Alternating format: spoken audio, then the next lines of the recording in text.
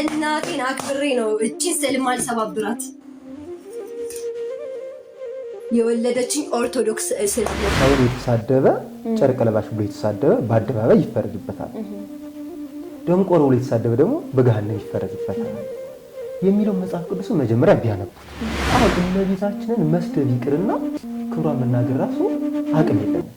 ከተመቸው አይጥም ማምለክ ይችላል፣ እባብም ማምለክ ይችላል፣ ጃርትም ያምልክ፣ የውጭ ቡችላ የሚያምልክ ምንም የሚያምልክ መሳደብ ግን አይችልም።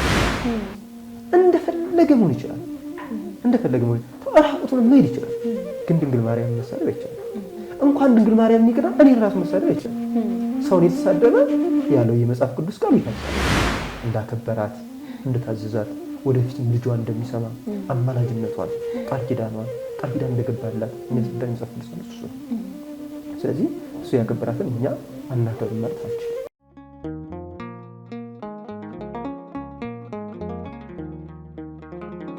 ሰላም ጤና ይስጥልኝ ውድ የአራራይ ሚዲያ ቤተሰቦች እንዴት ናችሁ?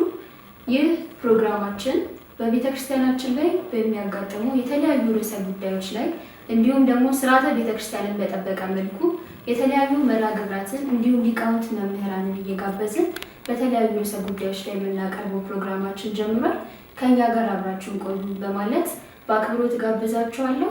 አጠገቤ መምህር ይገኛሉ። ራሳቸውን ያስተዋውቁልናል። እንኳን ደህና መጡ መምህር።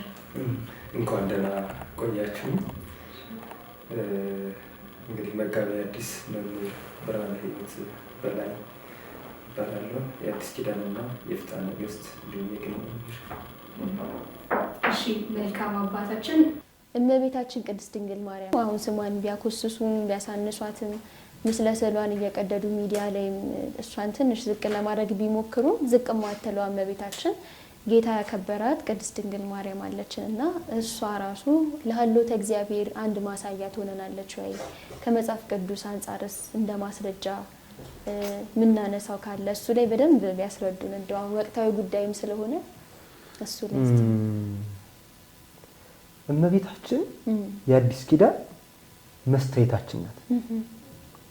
እመቤታችን የአዲስ ኪዳን ብርሃናችን ናት። ለምን የሚለውን ስናስብ ለምሳሌ ያህል በብሉይ ኪዳን ንጉሠ ነገሥትነቱን ለያዕቆብ በንጉሥ አምሳል ገለጸ ብለናል። ሶስትነቱን በሰው አምሳል ለአብርሃም ገለጸ ብለናል። ለኢሳይያስም እንዲሁ ገለጸ ብለናል። ለሕዝቅኤልም እንዲሁ ገለጸ ብለናል። በተለያየ መንገድ በተለያየ ሁኔታ ለአባቶቻችን ገለጸ። ያ ድግዝግዝ መገለጥ ይባላል።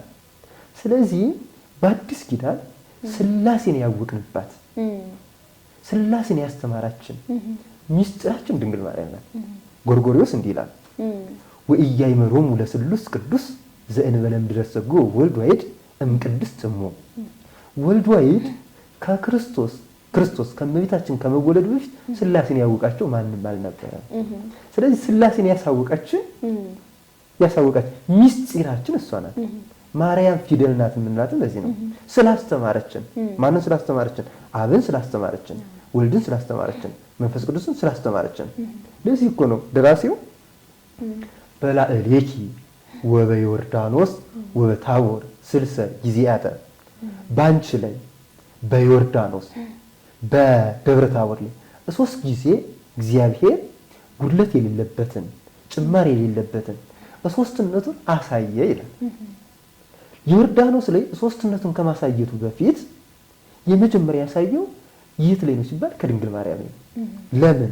አብ በተለየ አካሉ ማርያምን ለማጽናት፣ ወልድ በተለየ አካሉ ከስጋዋ ስጋ ከነፍሷ ነፍስ ነስቶ ተዋሃደ። መንፈስ ቅዱስ ደግሞ ለማንጻት ኑሮባት አይደለም፣ ከጥንት ጀምሮ ነው። አቀባ እንከርሰማ ከናቷ ማይፀን ጀምሮ ጠበቃት ብሎ ቅዱስ ዮሐንስ አፈወርቅ እንደነገረን። እናቷ የተባለች ደግሞ ማናት? ሔዋን ነች። ከሔዋን ጀምሮ ጠበቃት ብሎ ስለተናገረን። ስለዚህ የሥላሴ አንድነት ሶስትነት የተገለጸባት ሚስጥራችን ድንግል ማርያም ናት። ቅዱስ ኤፍሬምም ወትሜህሮሙ ሰይደ ለስሉስ ማህያዊ፣ ለሥላሴ ስግደትን የምታስተምርላቸው አንቺ ነሽ ነው ያለው። ለምን ከዛ በፊት ስላሴን በግልጥ ያወቃቸው ማንም አልነበረም። እዛ በኋላ ነው ስላሴን ያወቅናቸው። ለምን ከሶስቱ አካል አንዱ አካል መጣ፣ ከእርሷ ተወለደ። ከእርሷ ከተወለደ በኋላ ሲጠመቅ አብ ድምፁን አሰማ፣ ልጄ ይሄ ነው ብሎ ተናገረ። መንፈስ ቅዱስ ደግሞ በአምሳላዊ መጣ። ከእርሷ የተወለደው ክርስቶስ ስለ አባቱ ስለ አብ ነገረን፣ ስለ መንፈስ ቅዱስ ነገረን። ጰራቅሊጦስን ልክላችኋለሁ ብሎ አባ ጊዮርጊስ ዘጋስጫ መጽሐፈ ምስጢር ላይ እንደው በደንብ ካነሳ ነው ስለሷ የተነገረው ተናግረን አንጨርሰው። በነገራችን ላይ ስለሷ የምንናገረው አናጣም፣ ተናግረን ግን አንጨርሰው እና አባ ጊዮርጊስ ዘጋስጫ ምን አለ? በጽራሪያም ጸንሰው ቢሆን ከፍ ከፍ ማለት ለሷ በሆነ ነበር፣ በእርሷ ከፍ ከፍ ማለት እኛ ከፍ ከፍ ባላልንም ነበር ይልና አንድም በጽራሪያም ጸንሰው ቢሆን ኑሮ ሐዋርያትን ሂዳችሁ አስተምሩ፣ አስተምራችሁም አሕዛብን አጥምቁ፣ በአብ በወልድ በመንፈስ ቅዱስም አጥምቋቸው ባለ ጊዜ ሐዋርያት ያኔ አብ ማን ነው ወልድ ማን ነው መንፈስ ቅዱስ ማን ነው ብለው በተደናገሩ ነበር። ስለዚህ ግን አስቀድሞ ከድንግል ማርያም ተወልዶ ስለ አብ ስለ መንፈስ ቅዱስ ስለሱ ነገራቸው ይላል። ስለዚህ እመቤታችን የአዲስ ኪዳን መጽሔታችን ናት። ማንን ያየንባት? ስላሴን ያየንባት፣ ስላሴን የተመለከትንባት፣ ስላሴ የተጻፉባት። ለዚህ እኮ ነው ቅዱስ ኤፍሬም በሃይማኖት አሁን ይሄ ነገር ድንቅ ነው ይልና ድንቁ ምንድነው ይላል? ብእሲት ምድራዊት ወለደቱ ለእግዚአብሔር ቃል። ያች ምድራዊት ሴት ሰው የሆነ እግዚአብሔር ቃልን ወለደችዋል። እግዚአብሔር ቃልን ወልዳ ያሳየችን እሷ ናት። ማንም አላሳየንም። እግዚአብሔር አብን ድምፁን የሰማነው እርሷ እግዚአብሔር ወልድ ወልዳ ስለሰጠችን ነው። እግዚአብሔር መንፈስ ቅዱስን በርግብ አምሳል ያየነው እርሷ አስቀድማ እግዚአብሔር ወልድ ወልዳ ስለሰጠችን ነው። መንፈስ ቅዱስ ለሐዋርያት የተላከው እግዚአብሔር ወልድ መጥቶ ከእርሷ ከተወለደ በኋላ ሐዋርያትን ሰበሰበ። ከዛ በኋላ መንፈስ ቅዱስ እልክላችኋለሁ አለ። ስለዚህ እመቤታችን ስላሴን ያየንባት መጽሔታችን ናት። እመቤታችን ነገር እግዚአብሔር የተጻፈባት ሰሌዳ ናት። ነገር እግዚአብሔር እንደው ይሄ ብቻ አይደለም። እመቤታችን በነገራችን ላይ እንደው በደንብ ካነሳ ነው ለአብ በራሱ ምልክቱ ነች። እንዴት ትንቢተ ኢሳይያስ ምዕራፍ 7 ላይ ስታነቡ የሰራዊት ጌታ እግዚአብሔር ምልክት ይሰጣችኋል አለ። ይሄ ምልክት ማለት ምን ማለት ነው? ምልክት ማለት አንድን ሰው ማሳየት የሚችል ማለት ነው። ለምሳሌ ለአብ ምልክትነቷ ምንድነው ከተባለ ለአብ ምልክትነቷ ምንድነው ከተባለ ወልድን ያለ ምድራዊ አባት ወለደችው። ያለ ምድራዊ አባት በእቱም ድንግልና ጽንሳ በእቱም ድንግልና ወለደችው። በማይመረመር ምስጢር ወለደችው። በማይመረመር ምስጢር እሷ ስትወልደው እርሱ በማይመረመር ምስጢር እንደወለደው አወቀ። ያለ ምድራዊ አባት እሷ ስትወልደው ቅድመ ዓለም አብ ያለ እናት እንደወለደው አወቀ፣ አሳወቀችን። ስለዚህ ያለ እናት እንደወለደው ያሳወቀችን የአብ ምልክቱ ነች። ይህም ብቻ አይደለም። እንደውም ሊቁ አረጋዊ መንፈሳዊ ቀዳማዊ ልደቱን አመሰጠረው አለ፣ ዳህራዊ ልደቱን ደግሞ አስደነቀው አለ። ቀዳማዊ ልደቱ ታወቀ በዳህራዊ ልደት፣ ቀዳማዊ ልደት ታወቀ በዳህራዊ ልደት፣ ቀዳማዊ ልደቱ በኋለኛው ልደት ታወቀ። ቅድም እንዳልኩሽ ማለት ነው። ቀዳማዊ ልደቱን በደንብ ያወቅነው በዳህራዊ ልደቱ ነው። ዳህራዊ ልደቱ ደግሞ ከማን ነው? ከድንግል ማርያም ነው። አብ በማይመረመር ምስጢር እንደወለደው እርሷን በማይመረመር ምስጢር ወለደችው። አብ ያለ እናት እንደወለደው እርሷን ያለ ምድራዊ አባት ወለደችው። ከአብ አብን አህሎ አብን መስሎ እንደተወለደ ከመቤታችን ደግሞ አብን መስሎ እናቱን መስሎ ተወለደ። እናቱን መስሎ ተወለደ። እሷን አህሎ ግን አልተወለደም። ለምን? በየጥቂቱ ነው ያደገ። ለምን ሲባል በእያንዳንዱ እድገቱ ካሳ ነው፣ ከጽንስ ጀምሮ ማለት ነው። የማዳን ስራ ስለነበር ማለት ነው። አብን መስሎ እንደተወለደ እሷን መስሎ ተወለደ። ከአብ ሲወለድ አብ ሳይቀድመው ከአብ ዳህራዊ ሳይሆን ነው። ግን ከአብ ሲወለድ አብ የማይሞት ሕያው ባህሪ እንደሆነ ከማይሞት ሕያው ባህሪ የተወለደ እግዚአብሔር ወልድ የማይሞት ሕያው ባህሪ ነው። በዚህ አባቱን መሰለው። ከድንግል ማርያም ሲወለድ ደግሞ ከመቤታችን በነሰው ስጋ እመቤታችን ሞት የሚስማማት ባህሪ ነው። ስለዚህ ልክ ከሷ በነሳው ስጋ እርሱም ደግሞ በባህሪው ሞት ሳይኖርበት በነሳው ስጋ ግን ሞተ። ስለዚህ እመቤታችን መሰላት። ስለዚህ እመቤታችን ለአብ ምልክቱ ናት። ለአብ ምልክቱ ናት። እንደውም እኮ ሊቁ እንደሚለው ማርያምኒ ወለደት ዘይዚሃ መለኮተ በዚያ ስጋ፣ ማርያም የእርሱ ያልሆነውን መለኮት በእርሷ በሆነ ስጋ ወለደችው። አብኒ ወለደ ዘይዚያው ስጋ በዚያው መለኮት፣ አብ ደግሞ የእርሱ ያልሆነውን ስጋ በእርሱ በሆነ መለኮት ወለደው ይላል። ምን ማለት ነው? የአብ ልጅ የማርያም ልጅ ሲባል የማርያም ልጅ ደግሞ የአብ ልጅ ተባለ። በጣም የሚደንቅ እኮ ነው ይሄ። ይሄንን የሚደንቅ ምስጢር ያየንባት ድንግል ማርያም ናት። ቀዳማዊ ልደቱን ያወቅንባት ድንግል ማርያም ናት። ቀዳማዊ ልደቱን ያመሰጠርንባት ምስጢራችን የምስጢር ጓዳ ድንግል ማርያም ናት። አብን ራሱ ያወቅንባት ድንግል ማርያም ናት። አባቴ ብሎ ተናግሯል። አባቴ ብሎ ደግሞ በቃል ሰማው እየነገረን ደግሞ ከድንግል ማርያም ከተወለደ ወዲህ ለአብ ብቻ ሳይሆን ለወልድ ምልክት ነች። እንዴት? ለምሳሌ ያህል ወልድ ከድንግል ማርያም ሲወለድ አምላክነቱ በሰውነቱ አልተለወጠም። ሰውነቱ ደግሞ በአምላክነቱ አልተለወጠም። ድንግል ማርያም ክርስቶስን ስትወልድ እናትነቷ በድንግልናዋ አልተለወጠም። ድንግልናዋ በእናትነት አልተለወጠም።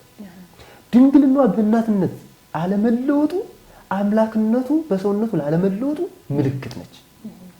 እርሷ ለእርሱ ምልክት ስትሆን እሱ ደግሞ ለእርሷ ምልክት ነው። እሷ ለአብ ምልክት ስትሆን አብ ደግሞ ለእርሷ ምልክት ነው። ስለዚህ እመቤታችን እንደውም ከሌሎቹ ቅዱሳን አባቶቻችን ይበልጥ እግዚአብሔርን ያየንባት እመቤታችን ናት ማለት ነው። በጣም ድንቅ መምህር። ያው እንግዲህ አምላክ ራሱ አክብሯታል። ጌታችን መድኃኒታችን ኢየሱስ ክርስቶስ ራሱ ያከበራት እናቱን እንግዲህ እንዴት ነው አሁን ላይ የተሰጣት ያለው ክብር በሌሎች አማኞች ዘንድ እጅግ በጣም አሳዛኝ ነገሮችን እየሰማን ነው። መድኃኒታችን ክርስቶስ አክብሯት እናቱ ያድርጎ የመረጣትን ንጽሕት ቅድስት የሆነችን እናት ለሀሎተ እግዚአብሔር ራሱ ማረጋገጫ የሆነችንን እናት የተለያየ ነገር በማድረግ ስሟን ለማኮሰስ እየሞከሩ ያሉ ብዙ ኢአማኝ የሆኑ ወዳጆቻችን ብንላቸው ይሻላል በል ብቻ አሉ፣ ምዕመናን አሉ ሌሎች እና ለነሱስ ምን ማለት ይፈልጋሉ? የመጀመሪያው ለነሱ መልእክቴ በመጽሐፍ ቅዱስ ላይ ሰውን የተሳደበ ጨርቅ ለባሽ ብሎ የተሳደበ በአደባባይ ይፈረድበታል፣ ደንቆሮ ብሎ የተሳደበ ደግሞ በገሃነም ይፈረድበታል የሚለው መጽሐፍ ቅዱስ መጀመሪያ ቢያነቡት። ሁለተኛ አሁን እመቤታችንን መስደብ ይቅርና ክብሯን መናገር ራሱ አቅም የለንም። እሺ ከገብርኤል የሚበልጥ ፍጥረት አለ? ገብርኤል መጥቶ ይሰግድላት እናት ናት። ትክክል። ደስተኝት ወይ ደስ ይበልሽ ምልዕተ ጸጋ ምልዕተ ክብር ሆይ ብሎ ማለት ነው። ደስ ይበልሽ ብሎ ገብርኤል ያከበራት ነች። ኋላ ደግሞ ኤልሳቤጥ የጌታዬ እናት ወደ እኔ ትመጭ ዘንድ እኔ ምንድን ነኝ? ከኤልሳቤጥ የሚበልጥ ሰው አለ? የኤልሳቤጥ ወደ እሷ ስትሄድ ወደ እኔ ትመጭ ዘንድ እኔ ምንድን ነኝ ብላ ካከበረቻት ኤልሳቤጥን ማየት ቢችሉ ገብርኤል ደስተኝት ወይ ደስ ይበልሽ ብሎ ምልዕተ ጸጋ ምልዕተ ክብር ሰማያዊ ጸጋን ምድራዊ ጸጋን የተመላሽ ደስ ይበልሽ ብሎ እርሱ ጸጋዋን ክብሯን ከተናገረ ሉቃስ 1ን አይተው ገብርኤልን ቢያዩት ቢያምኑ ባያምኑ ቢቀበሉም ባይቀበሉንም የእመቤታችን ክብር ከጽራሪያን በላይ ከበርባሮስም በታች ነው። ከአድማስና ከናጌ ውጭ ነው። ለምን አባጌው እዚህ ጋር አስጨነቀረን። ወሃበ ሰፈነ መለኮተ ወልድኪ ይሰፍን ክብርኪ፣ የልጅሽ መለኮት በተዘርጋበት ሁሉ ያንቺ ክብር ተዘርግቶ ይኖራል። አሁን ይሄ ማለት እሷ ምኑ ናት ማለት አይደለም፣ ክብሯን ነው። እሷ እንደኛ በአጭር ቁመት በጠባብ ደረት የተወሰነች የ15 ዓመት ብላቴና ናት። እሱ ስትጸንሰው እሱን ጽንሳ ከወለደች በኋላ ግን ክብሯ የልጇ መለኮት በተዘረጋበት ሁሉ የሷ ክብር ተዘርግቶ ይኖራል። የልጇ ስም በተጠራበት ሁሉ የእርሷ ስም ተጠርቶ ይኖራል። ለምን? መልዕልተ ፍጡራን መትሕተ ፈጣሪ ናትና። ስለዚህ እመቤታችንን መስደብ ይቅርና አንድን ሰው እንኳን የተሳደበ በአደባባይ ይፈረድበታል የሚለው መጽሐፍ ቅዱስ ቢያነቡት እልክ ውስጥ ባይገቡ አንድ ሰው በነገራችን ላይ አንድ ሰው ከተመቸው አይጥም ማምለክ ይችላል፣ እባብም ማምለክ ይችላል፣ ጃርትም ያምልክ፣ የውጭ ቡችላም ያምልክ፣ ምንም ያምልክ፣ መሳደብ ግን አይችልም ነውር ነው። ይሄ ብልግና ነው። በነገራችን ላይ አምላክን ወልዳ የሰጠች አምላክን ያሳየች የህይወት እንጀራን የሰጠች የህይወት መጠጥን የሰጠች ብርሃን ክርስቶስን ያበራች ልብስ ክርስቶስን የለበስንባት እንዴ ልብስ ክርስቶስ እየተሸመነባት የሸማኔ ጉድጓድ እኮ ነው የምትባለው። የማይመረመር አማኑኤል የማይመረመር ተዋህዶን ያደረገባት ነው የሚለው እኮ የማይመረመር አማኑኤል የማይመረመር ተዋህዶን ያደረገባት የማትመረመር የሸማኔ ጉድጓድ ነው። ይችን መሳደብ አይቻልም። እንደውም አንድ አባት ስለ እመቤታችን እስኪ ይንገሩን ተብለው ኢንተርቪው ተደረጉ። ሰሞኑ እንባቸውን ይመጣ የእርሷን ፍቅር እኮ የምንገልጸው በእንባ ነው። ተዋት ጠይቁኝ። የእሷ ፍቅር በእኛ የሚገለጽ አይደለም። የእሷ ክብር በእኛ የሚገለጽ አይደለም። ከና ቅዱስ ኤፍሬም መብለጥ ይቻላል? ከና አባ ጊዮርጊስ ዘጋስጫ መብለጥ ይቻላል? ከመላእክትስ መብለጥ ይቻላል ወይ? እህትነ ነያ እነሆታችን እያሉ ያመሰግኗት እኮ ነች። እነሆታችን እያሉ ያመሰግኗት። ኧረ ተይው፣ ከእግዚአብሔር እሺ መብለጥ ይቻላል? እግዚአብሔር እናቱ ያደረጋት ሀሊ በድንግልናዋን እኮ እግዚአብሔርን የጠባ በጭኗ የታቀፈችው እኮ እግዚአብሔር ነው። በማህፀኗ 9 ወር ከ5 ቀን እኮ የተሸከመችው እግዚአብሔር እኮ ነው እንዴ። በጀርባ ያዘለችው እኮ እግዚአብሔር ነው። በእጆቿ የዳሰሰችው እግዚአብሔር እኮ፣ በከንፈሮቿ እኮ እግዚአብሔር ነው የሳመች። እና ከእግዚአብሔር መብለጥ ይቻላል? እሱ እናት አድርጎ እናት ሆናችሁ ብሎ የሰጠን እሱ ነው። ሌላ ሰው እኮ አልሰጠንም። ከመስቀሉ ስር እነሆ እናትህ ብሎ የሰጠን እርሱ ነው። እርሱ የሰጠን ደግሞ መቀበል ነው። አልቀበልም አይባልም። ስለዚህ ከእርሱ መብለጥ አይቻልም። እርሱ ያከበራትን አንድ ግለሰብ ተነስቶ ሊያዋርዳት ወይም ክብሯን ሊቀንስ አይችልም። የእርሷን ክብር መቀነስ ሳይሆን የራስን ክብር መቀነስ እንደሆነ አንድ ሰው መገንዘብ አለበት። እርሷ ሁልጊዜም ብናመሰግናትም ባናመሰግናትም ብንሰድባትም ባንሰድባት ክብርት ነች፣ ከብራለች። ማን አክብሯታል? እግዚአብሔር አክብሯታል። በቃ ፍጡር አይደለም ያከበራት፣ ተፍጥረት ወገን አይደለም ያከበራት፣ እራሱ እግዚአብሔር የፈጠራት እግዚአብሔር ያከበራት። እርሱ ካከበራት፣ እርሱ ከፍ ካደረጋት፣ እሱ እንዴ ወትቀውም ንግስት በየማንከ እኮ ነው የተባለችው። ንግስቲቱ በቀኝ ትቆማለች እኮ ነው የተባለችው። ክብሯን እኮ እየነገረን ነው። ይህን ያክል መጽሐፍ ቅዱስ ክብሯን የሚነግረን ከሆነ ክብሯን የምትነቅፉ ሰዎች አይበጃቸውም። እልክ አትጋቡ። ይሄ እውነት ለመናገር የህይወት ጉዳይ ስለሆነ ሰው እንዴት በህይወት ይቀድዳል? በማንነቱ ላይ እንዴት ሰው ይቀድዳል? የፈለገውን ማምለክ ይችላል፣ እንደፈለገ መሆን ይችላል፣ እንደፈለገ መሆን ራቁቱን መሄድ ይችላል። ግን ድንግል ማርያም መሳደብ አይቻልም። እንኳን ድንግል ማርያም ይቅርና እኔን ራሱ መሳደብ አይቻልም። ሰውን የተሳደበ ያለው የመጽሐፍ ቅዱስ ቃል ይፈርሳልና ማለት ነው። እንኳን ድንግል ማርያም ይቅርና እንኳን ትልቋን ተቋም የቆየችውን ተቋም አገር ያቆየችውን ተቋም መስደብ ይቅርና አንቺን ራሱ መሳደብ አይቻልም። እንዴ ሰው ክቡር ነው እንዴት ተብሎ በተለይ አንድ መጽሐፍ ቅዱስ አምናለሁ ከሚል ወገን ደግሞ ሲሆን በቃ ሙሉ እንትኑ ራሱ ተፋለሰ ማለት ነው። እንዴ ተፋለሰ እንጂ ምን አማኝ ነው? ይሄ እኮ ማመን አይደለም። አንድ ሰው እኮ እንደፈለገ ሂዶ የፈለገው ማምለክ ነፃነት ነው።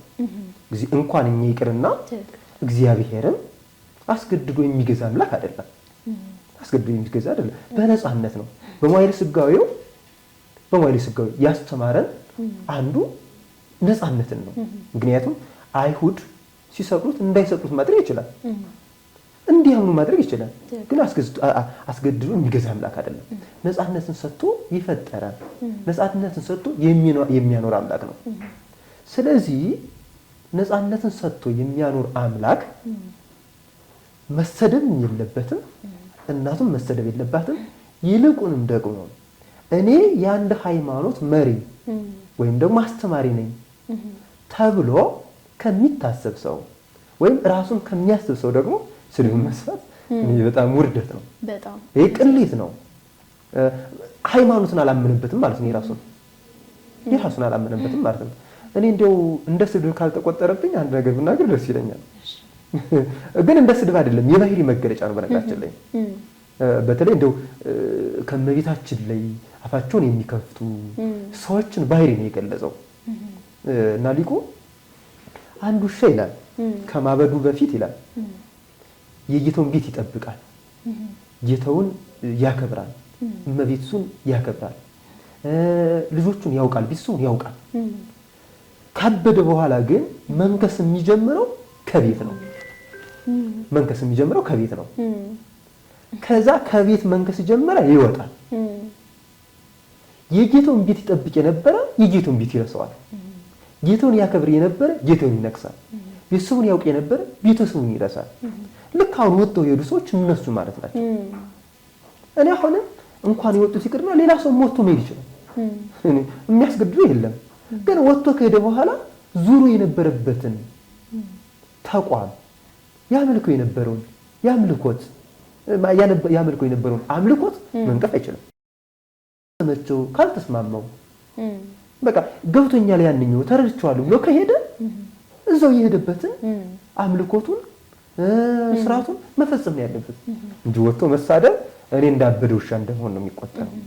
እና እንደው ይሄ ባህሪ ነው፣ ስድብ ሳይሆን የባህሪ መገለጫ ነው። በነገራችን ላይ እኛ ማንንም መሳደብ አንፈልግም። ሰው በስድብ የሚመለስ አይደለም፣ በትምህርት ነው።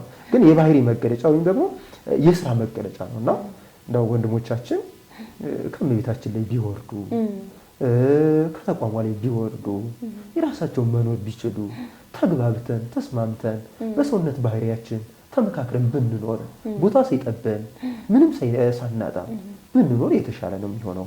አባቶቻችን ያቆዩን ይሄንን ስለሆነ ማለት ነው። ከዚሁ ጋር በተያያዘ ደግሞ ያው ጌታችን መድኃኒታችን ኢየሱስ ክርስቶስ እናት እንድትሆኑ መርጧት በእርሷ ላይ አድሮ ከነፍሷ ነፍስ ከስጋ ስጋ ነስቶ ሰው ሆኗል። ወልደዋለች እመቤታችን ቅድስት ድንግል ማርያምም ያለ ወንድ ዘር ማለት ነው። ይሄ ትልቅ እንዳከበራት ትልቁ ማሳያ ነው። ሌላው ደግሞ በአዲስ ኪዳን ጌታችን መድኃኒታችን ሰው ሆኖ ስጋ ለብሶ አምላክነቱን ሳይቀይር በመጣ ጊዜ ምድር ላይ በቆየበት ጊዜ እመቤታችንን በተለያየ መንገድ እያከበራት መጽሐፍ ቅዱስ ላይ የምናያቸው አንዳንድ ታሪኮች አሉ። ለምሳሌ በነፋሳት አስሮ በደመና ጭኖ ሲታዘዛት ሲያገለግላት ነበርና ይሄን ነገር ክርስቶስ እንዴት እንዳከበራት ትንሽ ነገር ቢሉ በዛው አይደለም ሰው ፍጡራንኛ ይቅርና አምላክ ራሱ እናት እንድትሆነው መርጧል። ከመምረጥም አልፎ ደግሞ ከእርሷ ተወልዶ እየታዘዛቱላ ሲኖር ነበርና እርሱን ነገር እስቲ ትንሽ ጠቀስ ያርጉልን። በጣም ጥሩ ነው። እንዴት የዘዝ ላዝማዲሁ እንተ ኢቲሙ ነው የሚለው እንኳን ለእርሷ ይቅርና ለዘመዶቹ እየታዘዘ አደገ ነው። በጣም ለዘመዶቹ እየታዘዘ አደገ ነው። ውሃ አምጣ ስትለው ያመጣ። ይሄን ብቻ አይደለም፣ በመዋዕለ ስደቱ ወይም በመዋዕለ ስደቷ ጊዜ ከደረቅ ጥንጫ ላይ ውሃ አፍልቆላታል። የተለያየ ስራ ሰርቷል። የተለያየ ታምራት አድርጓል። ይሄን ብቻ አይደለም፣ እንደው በሐረግ መጽሐፍ ያለውን እንተውና መጽሐፍ ቅዱስ ላይ ያለውን እንየው። ለምሳሌ ዮሐንስ ወንጌል ምዕራፍ 3 ላይ በሰርጉ ቤት እርሷን ልጇን ሐዋርያትም ተገኙ። ከዛ የሰርጉ ቤት የወይን ጠጁ አለቀ። የወይን ጠጁ አልቆባቸዋልና ብላ አዘዘችው። ክርስቶስም የእናቱን ልመና ሰማ፣ የእናቱን ዛዝ ሰማ። ውሃ ቀርታችሁ ሙሉበት አለ። ከዛ ውሃው ቀርተው ሞሉበት። ውሃውን ቀርተው ከሞሉ በኋላ ውሃውን ወደ ወይን ቀየረ። ይሄ አንዱ ማስረጃ ነው። የእናቱን ልመና የእናቱን ምልጃ የሚሰማ አምላክ እንደሆነ ይበልጥ ደግሞ ከፍጥረታቱ ለይቶ ያከበራት እንደሆነ የሚያስረዳ የመጽሐፍ ቅዱስ ክፍል ነው።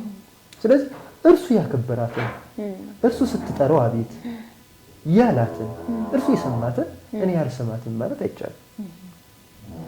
ምክንያቱም እዛ የዮሐንስ ወንጌል ምዕራፍ 3 ላይ የሚያሳየን እርሱ ነው እንዳከበራት እንደታዘዛት ወደፊትም ልጇን እንደሚሰማ አማላጅነቷን ቃል ኪዳን እንደገባላት የሚያስረዳ የመጽሐፍ ቅዱስ እሱ ነው። ስለዚህ እሱ ያከበራትን እኛ አናከብር ማለት አንችልም። እግዚአብሔር ያክብርልኝ መምህራችን፣ እጅግ በጣም ደስ የሚል ቆይታ ነበረን። አክብረው አራራይ ሚዲያ ቤቴ ነው ብለው አክብረው ሀሳቡን አስተያየቱን ትምህርቱን ሊነግሩን ስለመጡ እጅግ በጣም በድጋሚ አመሰግናለሁ። አራራይ ሚዲያ እንግዲህ ተመልካቾቻችን ቤተሰብ በመሆን ሰብስክራይብ በማድረግ ሚዲያችንን እንዲሁም ደግሞ ይህንን መረጃ በየጊዜው እንዲደርሳችሁ የደውሏን ምልክት በመጫን ላይክ፣ ሼር፣ ኮሜንት እያደረጋችሁ ሀሳብ አስተያየታችሁን ድጋፋችሁን እየሰጣችሁን ስል እጠይቃለሁ በትህትና። አመሰግናለሁ። እሺ መምህር በጣም አመሰግናለሁ።